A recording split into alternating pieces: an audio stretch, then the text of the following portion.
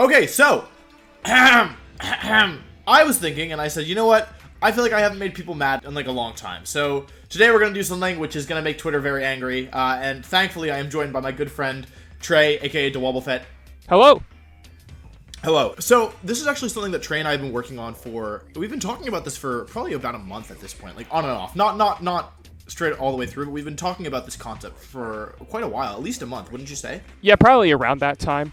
We are having quite a bit of discussion surrounding old player results, and what I did was I went to Twitter and I asked for some help compiling old VGC results, and it turned into a rather lengthy document, and we're kind of looking at that today and trying to piece together some of that data. Exactly, yeah. So something that I think is really interesting, and a question that we both think is pretty difficult to answer, is who are like some of the, you know, not number one, but like who are the top 10 most accomplished VGC players of all time? And we're saying most accomplished as in most impressive result set, not necessarily best, because that would be a very different list, I think. Well, not that different, but it would definitely be different. But most accomplished is at least a little bit easier to quantify, but not so easy, because, you know, there's a lot of different years to take into account. You know, how do we rank a player versus 2012 versus 2017? There's different formats, you know, how do we rank consistency, etc. So Trey and I have been talking about this, like, you know, who do we think the top 10 most accomplished players of all time are, and we've come up with something that we think is a good list. Well, a list that we're happy with, at least. Obviously,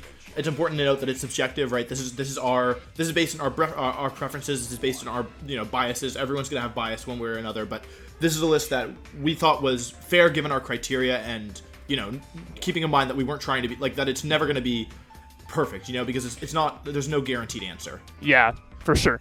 Yeah. So, do you want to go over some of the assumptions that we made, criteria? Sure. So one of our largest criteria I think that we made was that we emphasize Worlds placements over internationals and nationals results. And the reason we think this is because TPCI always sees it as the most important tournament of the year. It's invite only for qualification. Older years, it was really hard to get in, especially in places like Japan.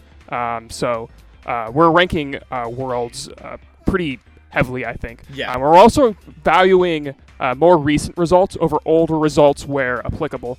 So the reasoning for this is that the player base tends to get better over time, so the average player is going to be better when you're competition. But we also want to back off and consider also that, you know, obviously Worlds level tournaments are already players that are above average and good.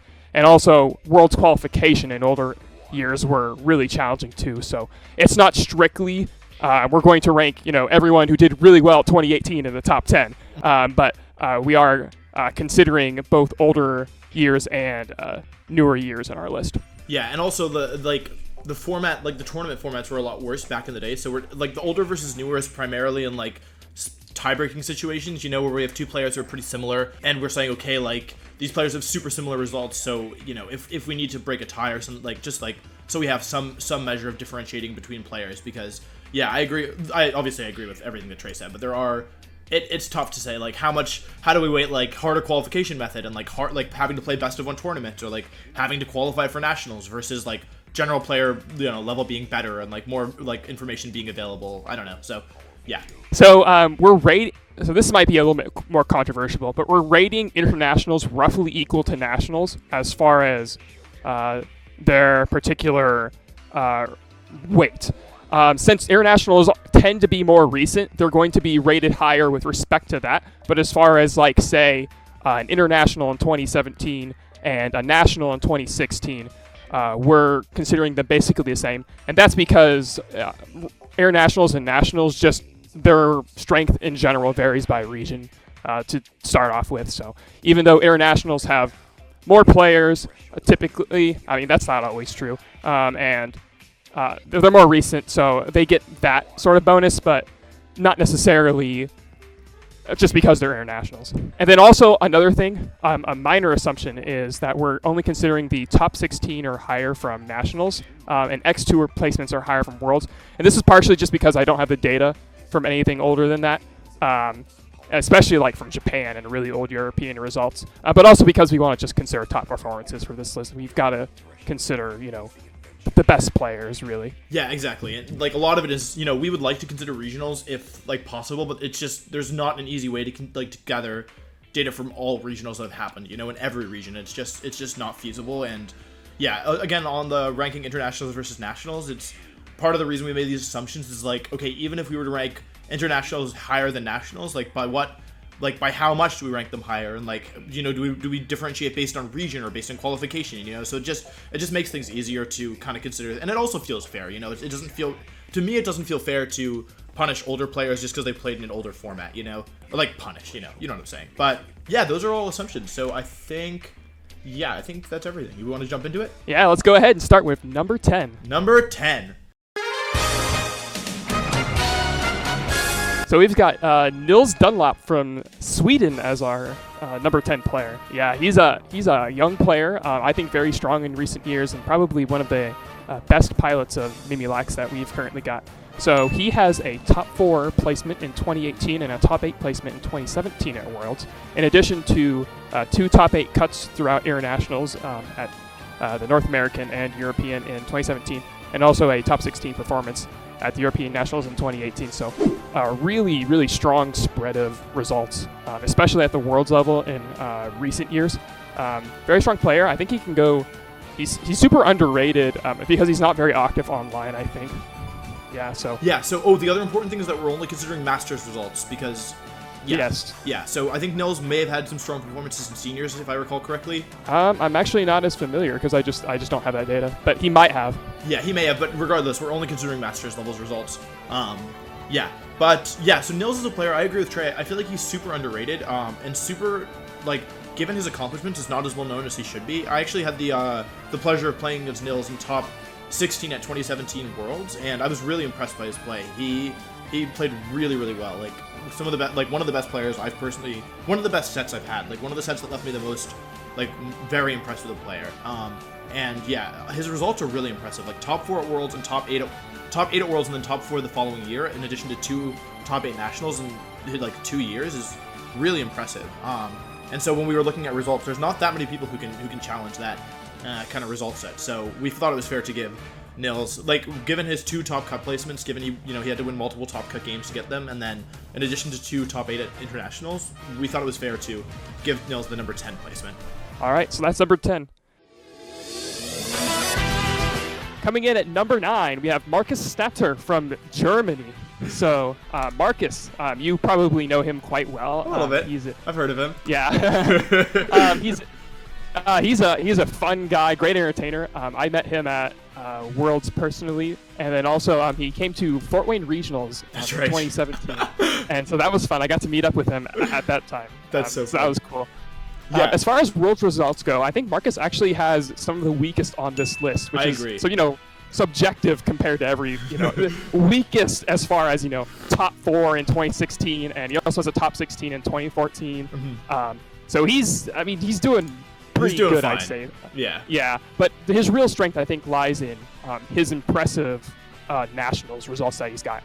He has 2 nationals wins, one in Germany in 2014 and one in the UK in 2015, in addition to a 2nd place at the French Nationals in 2012. And he's got a bunch of top 8s. He top 8'd U.S. Internationals in 2017, the Latin American International Championships in 2017. He top 8'd German Nationals in 2012. He has a couple more top 16 performances as well in Italy and Germany. This guy is pretty good at nationals. Marcus is a super strong player. I mean, most people who play VGC know of Marcus, and I think that's good for good reason. And we say like, compared to a lot of other people on the list, like, Marcus may not have like as impressive Worlds finishes, but top 4 and top 16 is nothing to sneeze at. We were just talking about how impressive it was with Nils, who had top 4 and top 8. So that's only I mean, the format was different. Like, Marcus didn't top cut in 2014, but he would have top cut if the format was, or if the World's like tournament format was the same as it was, in more recent years. So yeah, Marcus also is a player. So Trey, something that I thought was interesting, and we didn't prep about this at all, but I think almost everyone on this list is known for being pretty creative in their team building. Like, I didn't notice anybody off the top, like, at first glance, who like just like always took the standard team or just like took other people's teams. Like, everyone on this list is known for being innovative in some way, and Marcus is definitely one of the most influential team builders and has had a huge influence on the formats that he's played. Like, he won nationals with Gengar back in 2014, which for those of us nowadays we're like, okay, that makes sense, but that was back before any of us considered Gengar to be any good. Like, Gengar, that was kind of in my opinion, the start of people realizing that Gengar could be good, because 2014 was the first year that Fairy Pokemon were allowed. Garchomp was really big. Gengar still had Levitate, which was nice. And obviously, Marcus was an extremely integral part of the team that won the 2016 World Championships, having a huge team building effort in that team as well. So I feel like Marcus also, even though we're not considering in this list, Marcus is a pretty influential team builder in addition to his impressive nationals and world results. I agree with all you said. Yes. Cool. All right, that's it for Marcus. And I guess I want to talk about people who we sometimes there was a couple spots where we had trouble ranking one player over another. We were like, okay, these two players fill these two spots, but we're not sure who's higher. And I guess just to say why we had Marcus over Nils, even though Nils had a better world, Nils is a top 8, whereas Marcus is top 16. They both have top 4s, and even though Nils is more recent, Marcus's impressive nationals results spread across the board, 2-time national champion, 1-time Nats finalist, 3 top 8s, and 2 top 16s is. We figured it was fair to give him the boost over Nils. For number 8, we have Ryusuke Kosuge from Japan. I'm probably gonna butcher all the Japanese players. Yeah, that's why I want you to. I think it's Ryusuke. Yeah. I always say Ryusuke Kosuge, but sorry, Ryusuke, if you're watching this, we're sorry. Yeah, he's Gabebo online. Yeah, I can say that. Yes. And so he has a lot of impressive Worlds performances. Back in 2013, he got 2nd place, and in 2014, he got top 8. As far as his nationals results go from Japan, we know for sure that he got 1st in 2013 and 2nd in 2018. He could have had more nationals finishes than this, but again, my Japanese research that I have is not especially complete.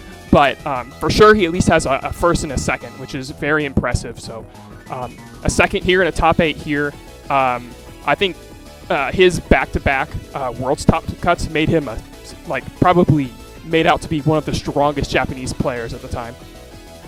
Yeah, I agree with all that. And the thing is, in the past several years, 4 or 5 years, we've had players repeat top cuts across the years. But Ryusuke was one of the first to do it. He got 2nd in 2013, and then, like Trey said, he got top 8 the next year, top cutting again. And back then it was only a top 8 cut, so top cutting was a lot. I won't say more impressive because it's still extremely impressive, but there's only 8 players who top 8 each year, and so having 2 top cuts consecutively was a big deal. And especially from a region like Japan, where their qualification system has been definitely, I don't think it's been the best all of the time. A lot of times they have to qualify for nationals via an online tournament. There's been some interesting qualification methods, and even though of course Ryusuke qualified for 2014 via 2013, it's still very impressive because he had they had less events in general. And yeah, just top cutting back to back there's not many players who have done that, and especially consecutively, and especially from a region like Japan, which we only really saw back in the day at the World Championships, So yeah, Ryusuke is a player who was known by everyone who played back in the day, and also is also known for his match against Aaron Zhang. Though yeah. that's not why he's impressive, but it was definitely a match that is pretty famous throughout VGC, just as a fun fact. Swiggity swag, the game's in the bag. The game was in the bag.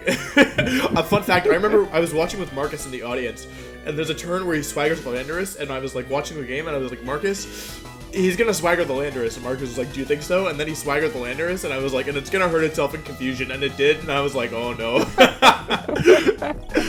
Yeah.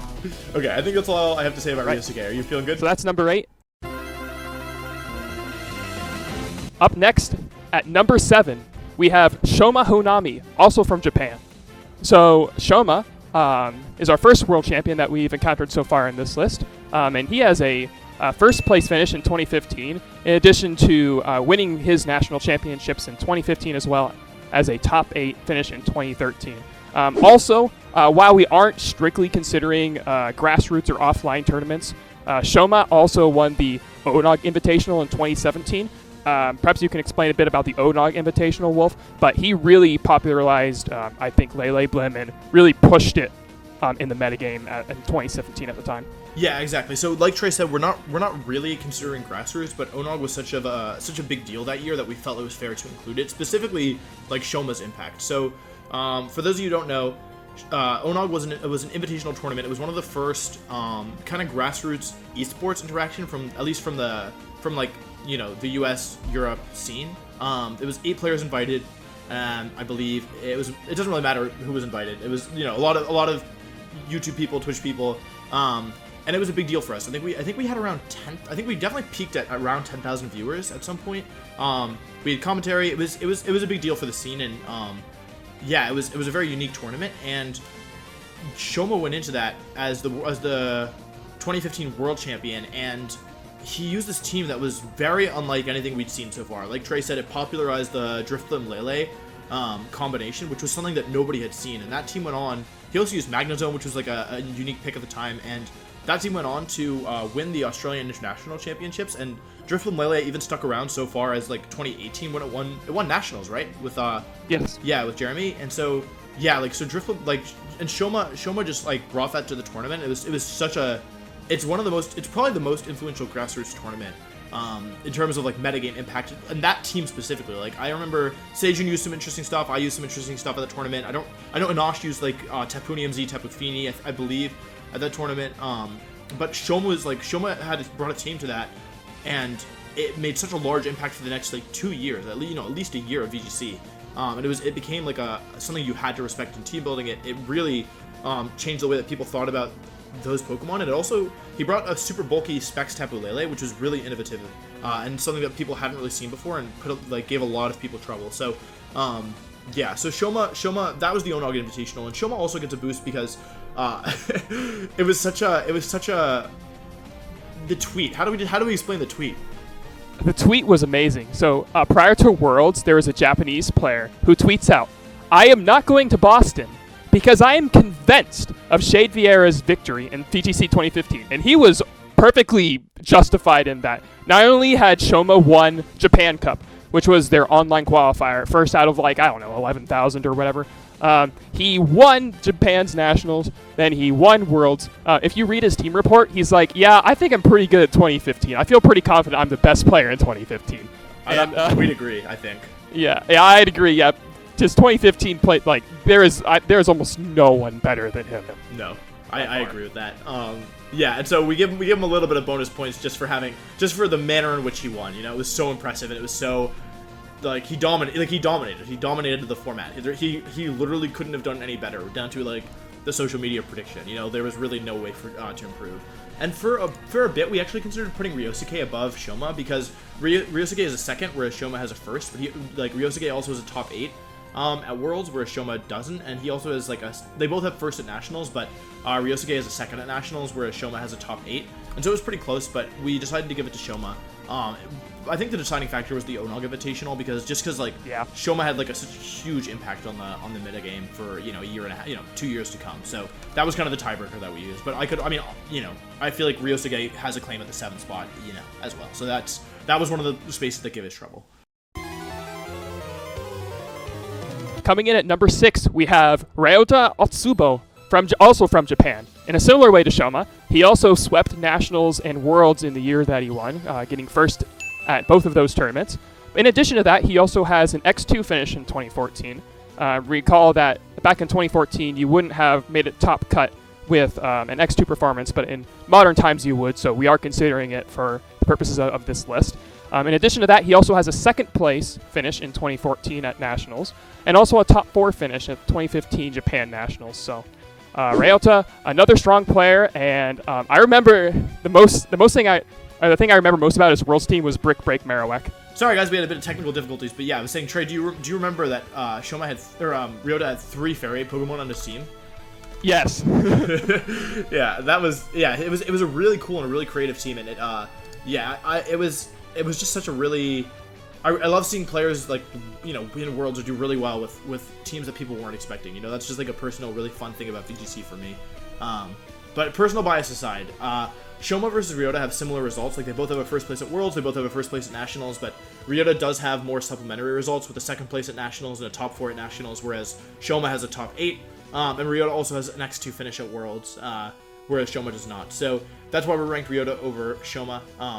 But obviously, they're both super strong players.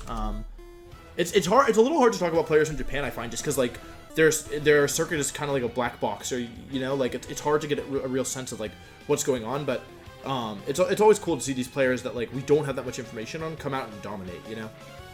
Yeah, especially in the older years. I know when I was doing my research for the document, trying to find anything at all, you would just be restricted to maybe a few YouTube videos or a few really old Smogon threads.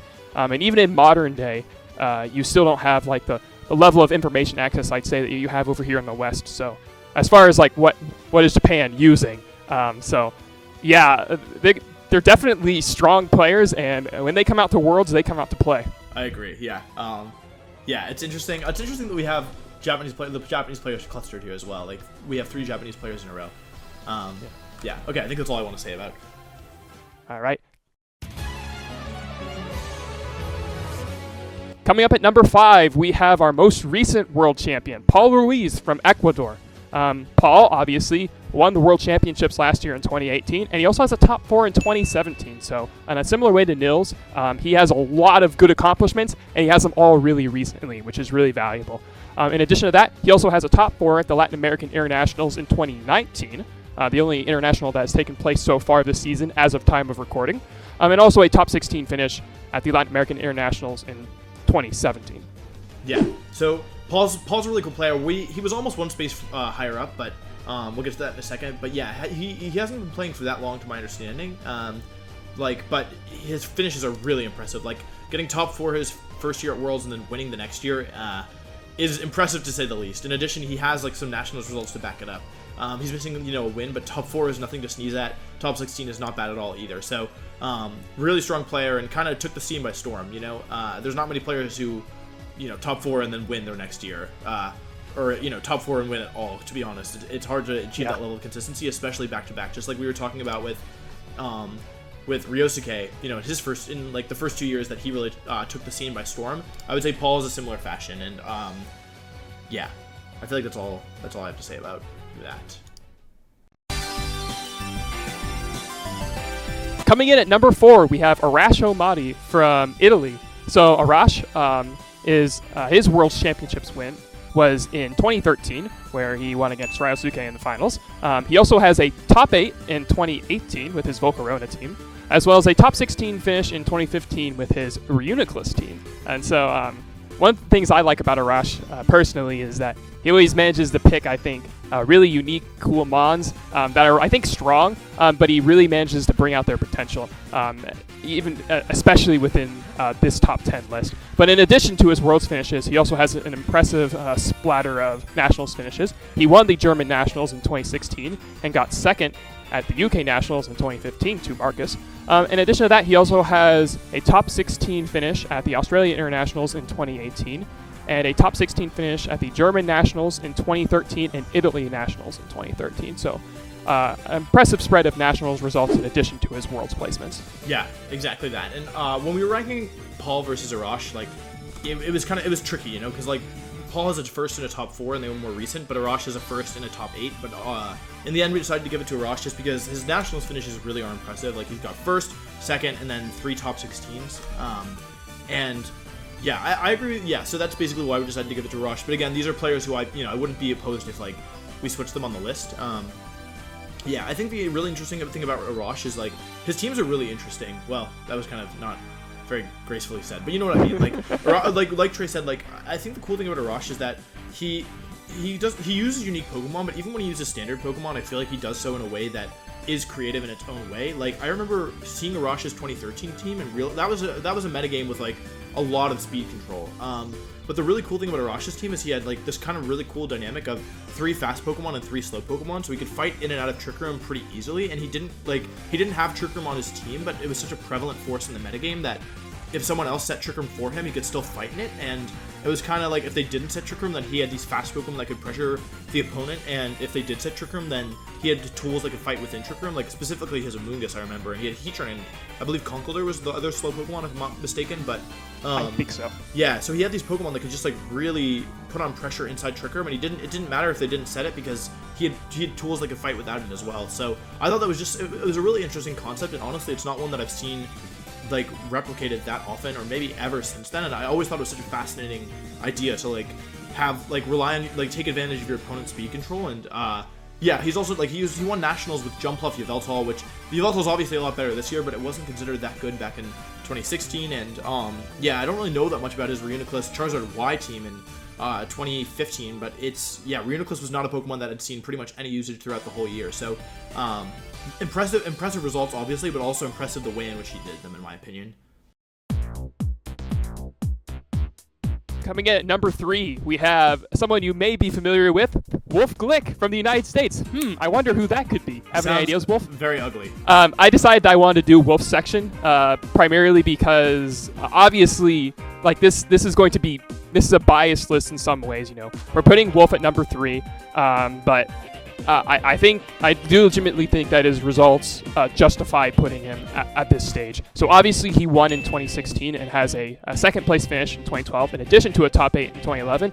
But on top of that, he has 3 more top 16 Worlds finishes in 2017, 2015, and 2014. If that's not enough for you, he's won Nationals twice in 2012 and 2011, got top 8 in 2015, and has 2 top 16 finishes at international championships in Europe and Australia. So as far as top 16 or better Worlds finishes of any player, Wolf has the most. He has 6 of those. So just based on that alone, that projects him pretty high up on here on this list. I think that he often employs creative team building choices with excellent play. So we have the Executor from 2012, things like Embor in 2011, and his Charizard X team in 2015. But I also think his Worlds 2016 is obviously that's the year you probably know Wolf for, right? You don't really know him for his Embor in 2011. I think it's seriously in contention as one of the best teams ever. Not only did it win first, it got top 4 at the tournament, and then also top 8 with Barasakos. And it also got top 8 in the seniors division with Brendan Zhang. For a format like 2016, where prior to Worlds, Big 6 archetypes, which was Kangaskhan, Salamence, Xerneas, Primal Groudon, Smeargle, and then Talonflame. Talonflame eventually got replaced for Bronzong on some teams. That team dominated from the start of the format until the end of U.S. Nationals, which was the last major tournament before Worlds. Big B, I think, was on at least 4 of the top 8 Japan Nationals teams and at least 4 of the top 8 U.S. Nationals teams. If not, then it's really close to that number. Big B was definitely the team going into Worlds, and Wolf's team, I remember when I was practicing with him prior to Worlds, just absolutely destroyed. I don't think I've ever been crushed so badly. It was awful. He just thrashed me, and I'm like, what in the world is this? And then I tried a ladder on Showdown with his 6. I'm like, this isn't working. I'm just gonna try Big B, and then I didn't make it through day 1. I should have used your team, Wolf. But anyway, I think that all these traits are what justifies Wolf's position as number 3 here. I think Wolf's got a smorgasbord of accomplishments, and yeah, he's pretty cool. Talk positively about you. I wish you'd been like, Wolf is the worst, I hate him, bad hair, like, etc. But I appreciate it. Yeah. And yeah, I'm not going to say anything about... Go ahead. To be fair, if we were rating based on like the last few years, you wouldn't be on this list. Anywhere. I'd be well, yeah. I would be off this list. Yeah, if this was 2017 onward, let's not make that list. Yeah, that's a fair point. But yeah. So I'm not gonna talk about myself because that's weird. But okay, moving on. At number 2, we have Jin Park from South Korea, and I think this should be. No surprise to anyone who has played VGC for any amount of time, because Seijin may be one of the most famous faces in VGC outside of maybe like Aaron Zhang because of his Pachirisu in 2014. His Pachirisu is like amazing. It beat the things that... So just to comment on Pachirisu a bit, Pachirisu beat the things that were supposed to beat Azumarill plus Amoonguss. So that's why I used it, and Pachirisu is cool. In addition to his first place at Worlds in 2014, he has 2 top 8 finishes, one in 2013 and one in 2012. And as a sort of side note, he also has a second place finish at the 2011 Worlds, but that was in seniors. We aren't including seniors as far as ranking them on this list, but it's just noteworthy. Yeah, just throw it on there. Especially, it's important to note, is because he won Korean Nationals in 2011. Now you might ask yourself, how did he win Korean Nationals in 2011, but he got second in 2011 in seniors? Are you including a seniors 2011 result in that? Well, the answer is no, because in 2011, South Korea had the seniors and masters play in the same division. And Sejin won despite of that. Oh my God. So, I actually didn't know that. yeah, he also only had one invitation to the World Championships from South Korea, so he denied any master player from playing back in 2011. Oh my gosh, I also didn't know yeah, that. fun fact about that. They only gave one invite to Korea? Yep, only one invite. Also, he won nationals in 2013, and he won nationals in 2014, and he had a top 4 finish in 2017, as well as 2 top 16 finishes in 2016 and 2018. So, needless to say, Sejin, at both the world's level and in his region in South Korea, has absolutely dominated the scene from when he started. So, an incredibly powerful player. You have anything you want to add, Wolf? Yeah, well, I mean, I think it's worth noting a couple things. Like, I know when you're just hearing all the accomplishments thrown at you at once, it's kind of hard to process, but Sejun top cut 4 consecutive years. 2011 in seniors, 2012 in masters, 2013 in masters, and 2014 when he won. And then he played TCG, right? Didn't he do well in TCG? Did he win nationals in TCG? Trey, I think he did. I don't know when he started playing TCG. I know he played VG Worlds in 2015. Okay, but did he? There was definitely a year when he played TCG Worlds. And he wasn't allowed to compete last year because he's in the military right now. So yeah, he could have done well. Like, it's not really fair to consider 2018 either, but he was there. But yeah, Sejun. I mean, I guess you could make an argument that I would be above Sejun, but I don't know. Sejun, we both have a first and a second, even though we're not supposed to be considering seniors. I feel like in Sejun's case, specifically, it's fair because he won nationals in effectively the Masters division and being the only player from South Korea. But even discounting that, Sejun has 2 top 8s, whereas I only have 1. And he also won nationals 3 times in the Masters/seniors division, Masters division effectively. And he's just an incredible player, and also very creative. And yeah, I don't know. I have a lot of respect for Sejun. I definitely feel like he deserves the number 2 spot on this list. Yes. In addition to these 2 players, we'll also have up on the screen a list of all players that have gone X2 or better at Worlds twice. We're not going to list all those off here because the video is already probably pretty long. Yeah. But yeah, you can see them here, and look at how cool they are. Yes, they're the best. Okay. And with that, we're going to do number 1 of all time, the greatest. Nobody can predict this. Hey, Trey, did we decide on who's number 1? I don't know. Who is it? It's ba. Drum roll, please. Ba. It's Fox Glick. It's my brother. Yay! Haha. No. Okay, we're moving on. Real number 1. Hilarious. Ray Rizzo. Yeah, surprise. Imagine that. I bet you all were in deep shock. Yeah, it was totally. I'm shocked. I didn't know that was who was number 1. Yeah, no, seriously. 3-time world champion. We rate world's finishes highly. You won the world championship more than once. Yeah. That's pretty darn good. Very impressive. Yeah. He also has other results in addition to worlds. Yeah, he has a top 8 nationals performance in 2014. Actually, his 2014 season in general. I know we're not supposed to talk about regionals, but he won 2 and got top 4 at another.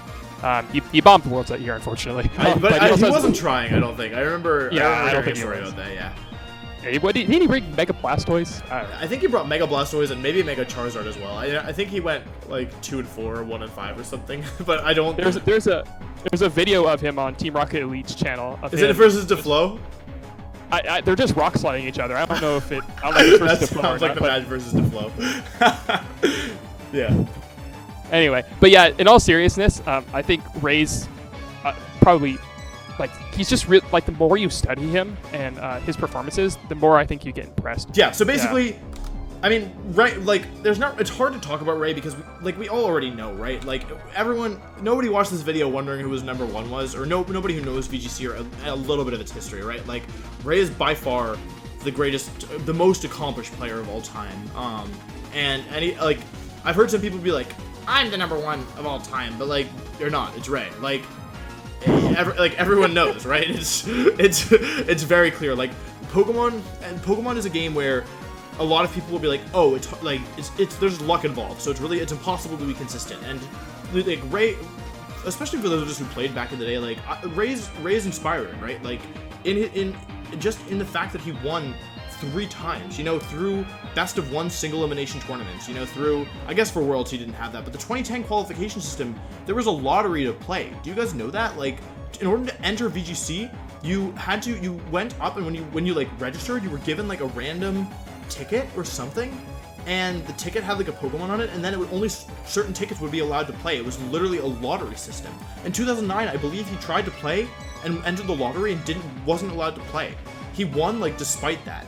And that by the way, back in the day of VGC, Japan, the first 2 years, 2008 and 2009, Japan dominated. Like, they was under the impression that Japan was just by far the best, and like no other region could touch them. And Ray was the first person to like challenge that, and challenge it so successfully that he won 3 years in a row in a game where everyone to this day believes is like too difficult because of luck issues. And like, I've heard the argument that people were worse back then, and you might be able to say that at the lower levels, like maybe, but not at the Worlds level. Like that's my opinion. Like, this is all my opinion, but yeah, I mean, I don't need to justify having Ray as number 1, but I think Ray's story and the fact that he won not once, not twice, but 3 times consecutively back to back, like, I would be surprised if anyone can ever challenge that record, and I think that speaks for itself.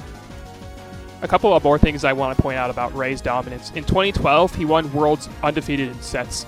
He went completely undefeated in Swiss and throughout Top Cut. Yeah. And I also agree with you in saying that, like, players are like, it was so long ago. Now everyone's so much better. I'm just as good as Ray was back in the day. And it's like, are you kidding me? Like, okay, first of all, you didn't see what he did in 2014. And second of all, if I remember correctly, in the post-World season of 2017, he nearly got his Worlds invite for 2018 just by playing in regionals. Yeah. And he only didn't get it because he stopped playing, not because he because he's commentating. He's a commentator now. Yeah. And I love Ray on commentary. Me He too. just offers so much insight into the game. I think we can keep praising him for forever, honestly. Yeah. Ray is just what a phenomenal player, and one that I definitely look up to. Yeah. I think anyone who's watched Ray play should. But okay, this video is a lot longer than we probably expected, so yeah, I think that's a good closing point. Thanks very much to Trey. And everyone who helped compile the information. It was difficult to compile the information. It's a lot of stuff we thought was like lost to the sands of time. So I think it's good just to have this. Just like videos aside, it's good just to have a record of our history. And even though we've lost some of it in terms of like regionals and stuff, it's still really good to have like at least top 16 nationals and better. I think all compiled somewhere. So. This is a lot of fun to make. It was really interesting talking with Trey. Going back and forth. Like, can we have this player higher than this player? Like, does this make sense? Is this fair? Let us know what you think in the comments down below. Obviously, we're interested in hearing. What's your top 10 player list? Oh God, yeah. All right, let's hear them. What's the comment section's top 10 player list? But yeah, really appreciate you guys watching. Hope you learned something. Look out for the players that you've heard on this list. Every once in a while, an old school player that you haven't heard from in a while will return, and also keep an eye on the ones who didn't make the list but were honorable mentions. Every year I feel like after every year this list would have changed. So I bet after the end of this season, I should say, there's probably going to be a new person on this list, or at least one. So that'd be interesting as well. But yeah, do you have anything to add, Trey? Nope. Cool. Well, thank you guys for watching. If you stuck with us this long, we appreciate it. And I think that's it. See you next time. Don't hate me. Or Trey. Especially Trey. If you're going to hate anybody, don't hate Trey. Goodbye. Hate Wolf instead. Yeah, please. Goodbye.